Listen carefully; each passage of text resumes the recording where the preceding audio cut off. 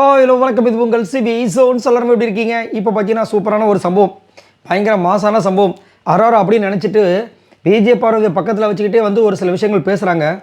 எவ்வளோ காண்டா இருக்குது தெரியுமா? என்னமோ இவங்க நாமினேட் பண்ணுறவங்க எல்லாரும் வெளியே போகிற மாதிரியும், இவங்க இந்த பிக் பாஸ் வீட்டை வந்துட்டு கோயில் மாதிரி மதிக்கிற மாதிரியும், கோயில் மாதிரி மதிக்கிறதாகவும், இந்த வீட்டில் வந்துட்டு அமைதி வரணும்னா நீ இந்த விஜய் பார்வை வெளியே போனால் தான் எல்லாமே நடக்குன்ற மாதிரி வந்துட்டு வன்மத்தை அப்படி கொட்டுறாங்க. அந்த விஷயங்கள் நடந்துக்கு அதை பற்றி பார்க்கலாம். அதுக்கு முன்னாடி பார்க்குற எல்லாருமே நம்மளோட சேனலை சப்ஸ்கிரைப் பண்ணிட்டு பாருங்கள். இன்னும் சிறிது காலம் தான் இருக்கிறது. அதுக்குள்ளே நம்ம 1 லட்சம் சப்ஸ்கிரைபர் வந்துட்டு உங்களோட சப்போர்ட்டால் நம்ம வந்துட்டு ரீச் பண்ணணும். கொஞ்சம் தான் இருக்குது, கண்டிப்பாக நான் ரீச் பண்ணுவேன் உங்களோட ஆதரவோட. சரி, இப்போ வாங்க அந்த வீடியோக்குள்ள போகலாம். அதேமாதிரி ரொம்ப நாள் கழிச்சு இன்றைக்கி லைவ் வந்திருந்தேன். நிறைய பேர் கிட்டத்தட்ட 18,000 பேர் லைவில் வந்திருந்தீங்க. ரொம்ப ரொம்ப நன்றி. நிறைய பேருக்கு வந்துட்டு நான் அதாவது நான் கிட்டத்தட்ட 3/4 மணி நேரம் இருந்தேன், எல்லாருக்கும் ரிப்ளை பண்ணேன். லாஸ்ட்டாக ஒரு சில பேருக்கு ரிப்ளை பண்ண முடியாமல் போயிடுச்சு, மன்னிச்சுக்குங்க. சரி, இப்போ வந்து அரோரா வந்து அமித் கிட்ட வந்து ரொம்ப அநியாயத்துக்கு அப்படியேப்பா அட்டா அவங்க பேசின விஷயங்கள்லாம் வந்து தஞ்சாவூர் கல்வெட்டில் வந்து பதிச்சு அங்கேயே வச்சு அரோரே அங்கே உட்கார வைக்கணும். அப்போ தான் அது வந்துட்டு பிற்கால சந்ததியினர் படிக்கக்கூடாதுன்றாங்க. இவங்க இருந்தாலும் படிக்க மாட்டாங்க, ஓடுவாங்க வச்சுக்கோங்களேன். ஏன்னா அந்த அளவுக்கு பேசுகிறாங்க. என்னமோ இந்த பிக் பாஸ் வீட்டுக்குள்ள இவங்க பண்ண விஷயங்கள் எல்லாமே அட்டா அப்படி இப்படின்ற மாதிரியும், விஜய் பார்வதியால் தான் இங்கே கூச்சல் குழப்பங்கள் உண்டாகிற மாதிரியும் பேசுகிறாங்க. சரி, அவங்களால கூச்சல் குழப்பம் உண்டாகுதுன்னா ஒரு கண்டென்ட் வருது. நீங்கள்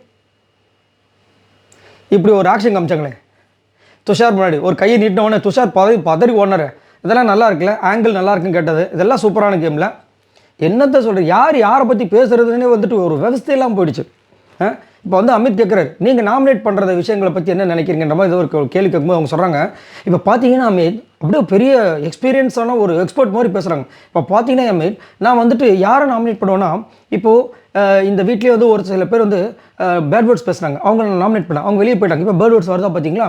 அதேமாதிரி நான் எப்பயுமே இந்த ஸ்ட்ராங்காக இருக்கிறவங்கள வந்துட்டு நான் நாமினேட் பண்ண மாட்டேன். அதானே தெரியுமே நம்மளுக்கு தான். நான் எப்படி நாமினேட் பண்ணுவேன்னா, இந்த வீட்டுக்கு குந்தகம் விளைவிக்கிறவங்கள தான் நான் நாமினேட் பண்ணுவேன். ஒருத்தர் பேட் வேர்ட்ஸ் பேசினார், அதே மாதிரி ஒருத்தர் வீட்டில் கூச்சல் குழப்பத்தை உண்டு பண்ணார், அவரை நான் நாமினேட் பண்ணேன், அவர் வெளியே போயிட்டார். இப்போ அடுத்தது பார்த்தீங்கன்னா, இப்போ ஒருத்தங்க வந்து இந்த மாதிரி தான் ஒரு வேலையை பண்ணிகிட்டு இருக்காங்க. அப்போ விஜய் பார்வதி பக்கத்தில் நிற்கிறாங்க, இந்த அம்மா ஒருத்தங்க பண்ணிகிட்டு இருக்காங்க. அவங்களால இந்த வீட்டில் வந்துட்டு அமைதி போகுது, கூச்சல் குழப்பங்கள் நடந்துகிட்டு இருக்குது, கத்திக்கிட்டே இருப்பாங்க. அவங்கள நான் கண்டிப்பாக நாமினேட் பண்ணுவேன். அப்போ அமித் அழகாக சொல்கிறார், அது இதுக்கு முன்னாடி ஓகே, ஆனால் இப்போ டாப் 10 வந்துட்டோம், ஏதோ ஒரு விஷயம் பண்ணலான்னு அவங்க வந்திருக்காங்க, திரும்பவும் நீங்கள் அதே விஷயத்தை பண்ண எப்படி அப்படின்னா, அவங்க இல்லை அமித், மீதி இருக்கிற 30 நாள் 10 நாளோ எவ்வளோ, அதில் வந்து நம்ம நிம்மதியாக இருக்கணும்ல, இந்த வீடு நிம்மதியாக இருக்கணும்ல, இந்த வீடு அதுக்கப்புறமா நம்மளால் எக்ஸ்ப்ளோர் பண்ண முடியுமா? டேம், இந்த வீட்டை நான் மிஸ் பண்ண போகிறேன். இவ்வளோ நாள் நீங்கள் இருந்ததே வந்து ஒரு பெரிய மிஸ்ஸு தான். இந்த அம்மா இந்த வீடு மிஸ் பண்ண போகிறாங்களாம். அதனால் அதுங்களும் வந்து எப்படியாவது இந்த கத்துறவங்களை வெளியே அனுப்பிச்சிட்டா நல்லா இருக்குமா? கத்துறவங்களும் வெளியே அனுப்பிச்சிட்டு எல்லோரும் மௌன ராகம் பாட போகிறீங்க. நாங்கள் ஏற்கனவே கண்டென்ட் இல்லாமல் முடிச்சுட்ருக்கோம். இதில் நீங்கள் வந்து இன்றைக்கி காலையிலேருந்து இது வரைக்கும் பார்த்தீங்கன்னா என்ன கண்டென்ட் வந்துச்சு? கமருதீனும் விஜய் பார்வதியும் பேசின விஷயங்கள் வந்து சண்டை போட்ட விஷயங்கள் வந்துச்சு. அப்புறம் இந்த ஃப்ரீ டாஸ்க் வேறு என்ன இருந்துச்சு? இந்த அரோராவால் என்ன கண்டென்ட் கொடுக்க முடிஞ்சுது? சும்மா இவ்வளோ நாள் வந்துட்டு பேச்சை பார்த்தீங்களா? சரி தான், அந்த மாதிரி இருந்துச்சு. ஸோ இந்த அரோரா பற்றி என்ன நினைக்கிறீங்க? கொஞ்ச நேரத்துக்கு முன்னாடி கூட பெருமையாக பேசுகிறாங்க. அதாவது இவங்க மைண்டுக்குள்ள என்னென்னா, இவங்க நாமினேட் பண்ணால் அவங்களாம் ஓடுவாங்க, இந்த பிக் பாஸ் வீடு நினச்சிட்டு இருக்காங்க. கடவுளே, இவங்கள நிறைய பேர் நாமினேட் பண்ணதுனால இவங்க வீட்டில் இருக்காங்க.